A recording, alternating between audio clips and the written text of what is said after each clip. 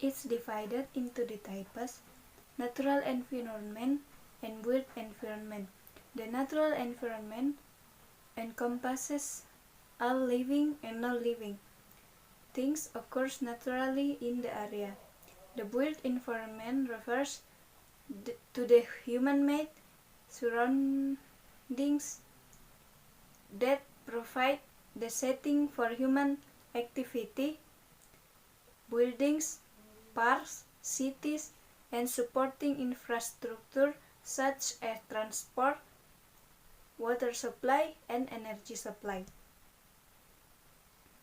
There are 4 spheres on the earth that are of interest to environmental engineering, which are referred to as the lithosphere, the right outermost shell of the earth, the hydrosphere, water on, under, and over the surface of the earth, the atmosphere, a layer of the gases surrounding the earth, and the biosphere, some of living organisms on the earth.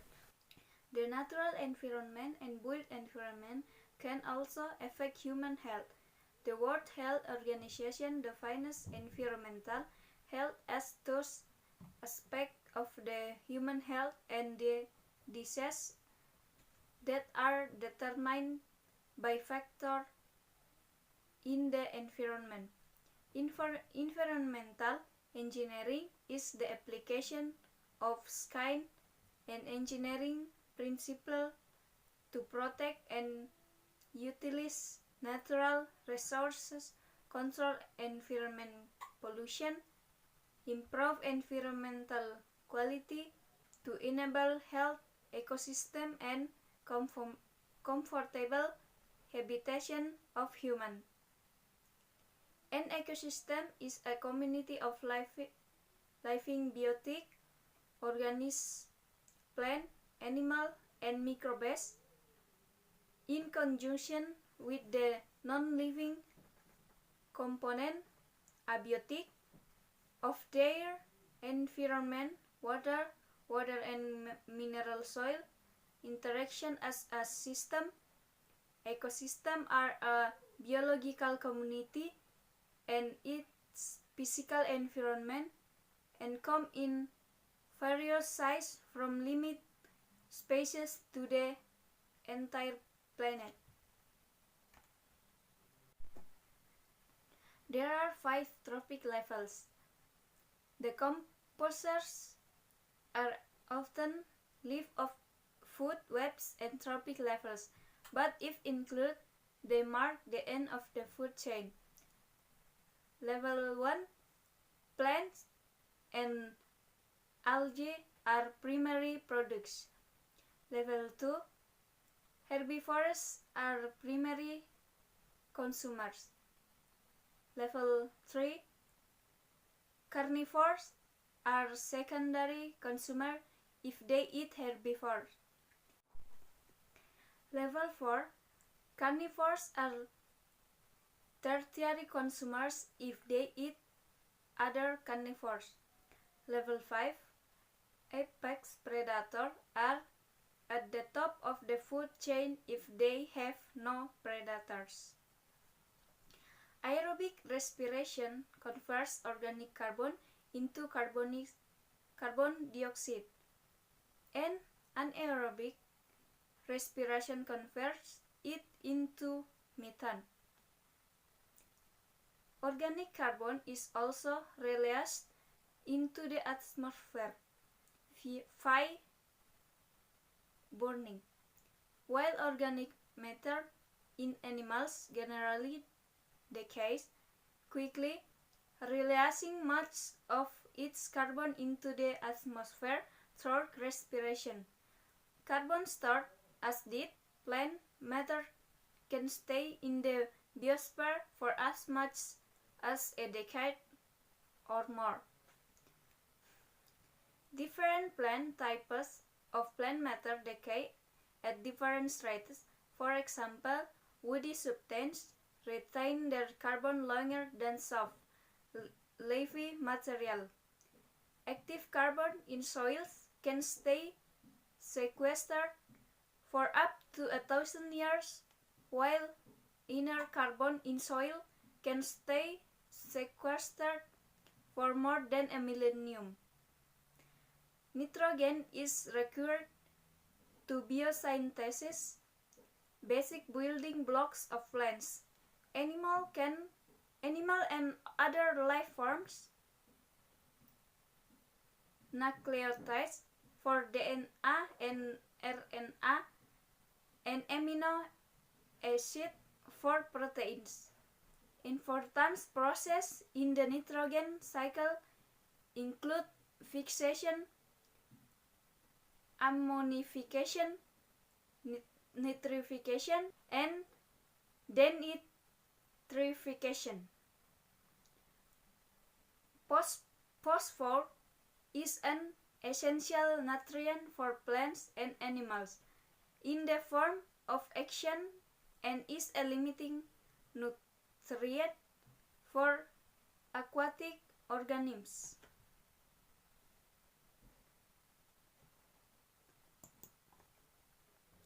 The most oxidized form of sulfur is sulfate, which is the most readily assimilated from by plants to be reduced into organic sulfur. Sulfur is a key component in proteins, amino acid, and B vitamin of plants. Eutrophication, Greek eutropy adequate nutrition, is the ecosystem response to excess nutrients that stimulate excess plant growth. The nutrients are mainly nitrates and phosphates, which a human cause fertilizer, anthrax, sewage effluents, or natural depositional environment. Some algal blooms are toxic to plants and animals and interfere with drinking water treatment. Two types of nutrition sources: point sources individual sources that are easy set, not point source, diffuse source very spatially, which are not easily set.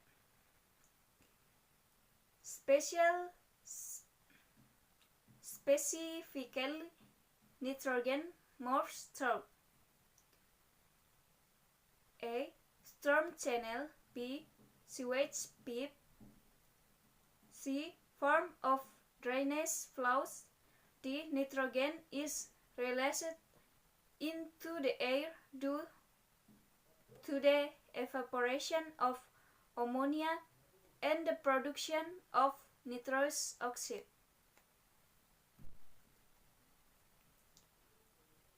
Biodiversity is the level of variation in life form at all levels of biological system: egg, molecule, organism, population, species, and ecosystem, and is used to measure ecosystem health.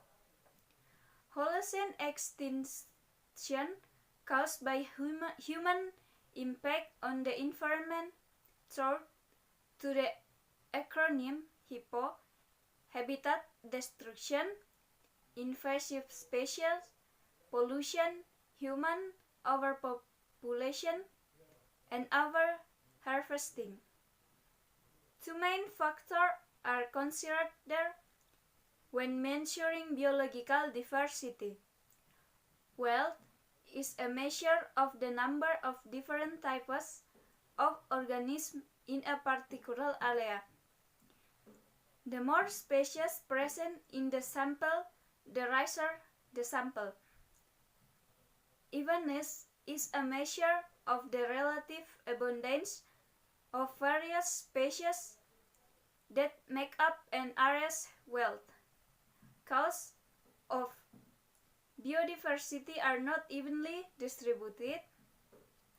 Temperature variation, rainfall, height, soil, geography, and the existence of other species.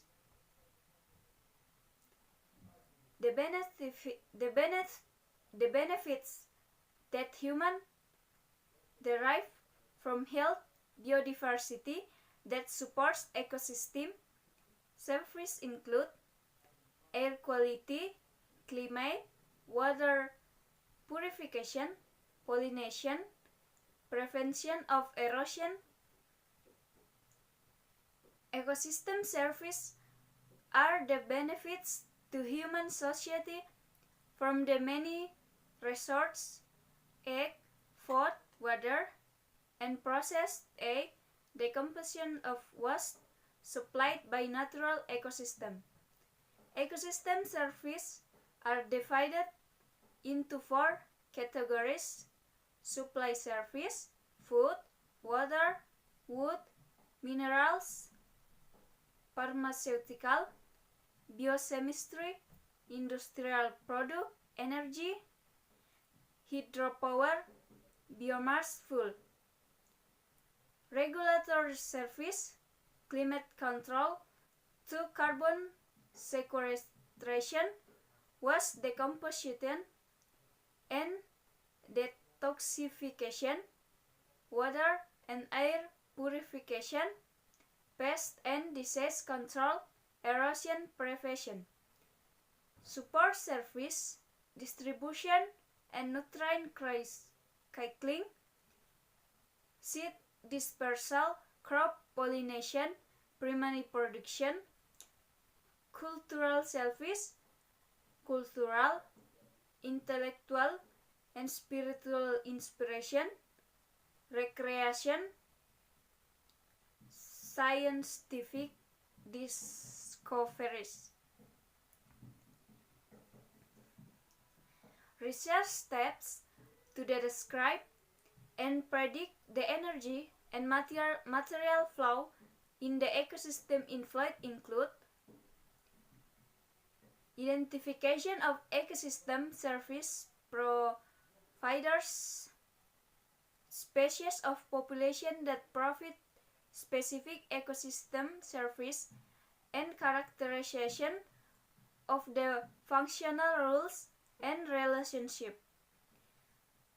Determination of aspect of community structure that affect the function of ASP in its landscape. Assessment of key environmental, abiotic factors that affect service delivery. Measurement of the ESP, spatial and temporal scale and its service in operation. The 6 main methods for valuing ecosystem service in monetary terms are cost avoided, replacement cost, income factor, travel expense, hedonic pricing, contingency assessment. Sustainability is the capacity of endure. For human society, sustainable development is the development that meets the need of the present without compromising the ability of future generations to meet their own needs. It requires the recognition of environmental, social equity, and economic demands, the 3 pillars of sustainability. Sustainability measurement is the metric used as the quantitative basis for the informed management of sustainability. Measurement of sustainability is very diverse and still evolving, including resource use such as life cycle assessment, consumption like the ecological footprint, and quality of environmental governance like the Environmental Performance Index. A life cycle assessment, LCA, also known as life cycle analysis, is a technique of assess environmental impact associated with a stage of a product life from cradle to grave. The ecological footprint is a measure of human demand on the Earth's ecosystem. Ecological footprint analysis compares human demand on the nature with the biosphere ability to regenerate resource and provide service. Ecological footprints may be used to argue that many current lifestyles are not sustainable. The population growth is one of the grand challenges for sustainable development, since an increasing population of place has additional strain on natural resources. Therefore, population growth could be stabilized by improving quality of life. Urbanization is the physical growth of urban areas as a result of rural migration. Currently, there are more people living in urban areas than in rural areas. Urbanization is the major type of human migration. Water resources are useful of patiently. Useful source of water. Uses of water include agricultural, industrial, household, recreational, and environmental activities.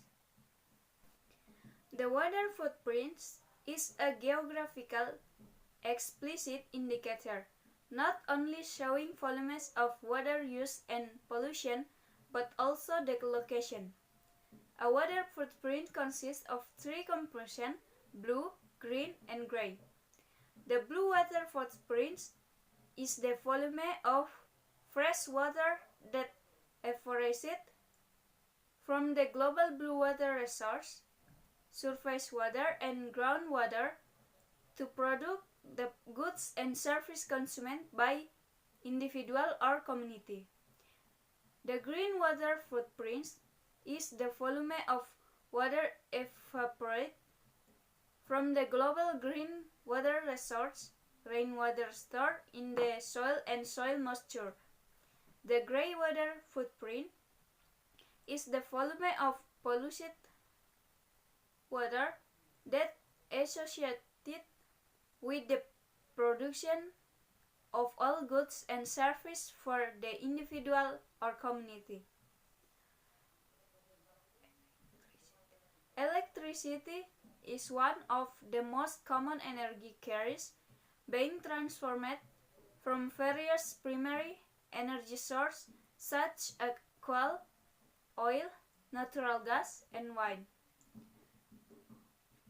Green engineering is to design, discover, and implement engineering solutions with a awareness of potential benefits and problems in terms of environmental, economy, and society.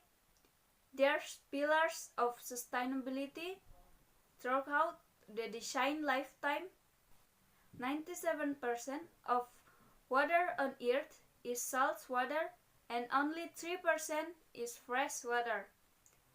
The remaining unfrozen fresh water is found mainly as groundwater, with only a small fraction present above ground on or in the water. The principles of green engineering, as outlined by Anastas and Zimmerman include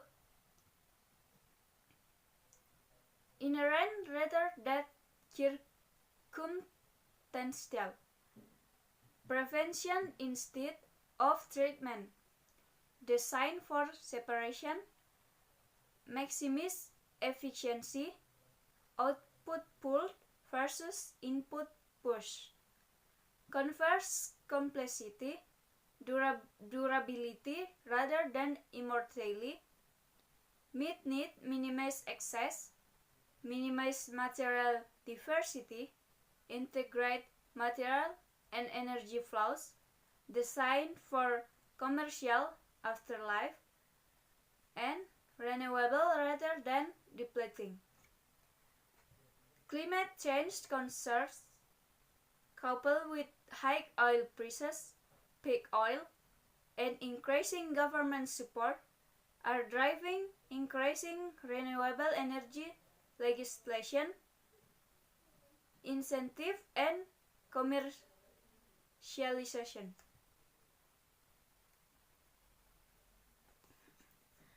The built environment, buildings, roads, bridges, and other infrastructure requires a tremendous amount of energy, as well as water and other natural resources. Embodied energy is the sum of all the energy required to produce goods or service, considered as if that energy is incorporated or embodied in the product itself. That concept can be useful in determining the effectiveness of energy production or energy saving device. Environmental resource management should identify the conflicting factors that may rise between meet the needs and protecting the resource. Environmental resource management involves the management of all components of the biophysical environment, both living, biotic, and non-living, abiotic. Pollution is the introduction of contaminants into the natural environment with adverse change, water pollution, land pollution, etc. Pollutants can be either foreign substances or naturally occurring contaminants. Pollution control activities include recycling, reusing, reduction, mitigation, preventing, comforts, etc. Sustainable agriculture is an integrated system of plant and animal production practice that will last over the long term. Many farming practices can cause long-term damage to soil, including excessive tillage, leading to erosion. Soil erosion is one of the world's greatest problems. Improper irrigation without adequate drainage can lead to salinization. Useful measures include: number 1, modern irrigation systems such as drip irrigation with high water use efficiency. Number 2, improving water conservation and storage measures. Number 3, drought-tolerant crop species. Number 4, irrigation devication. And number 5, managing crops to reduce water loss.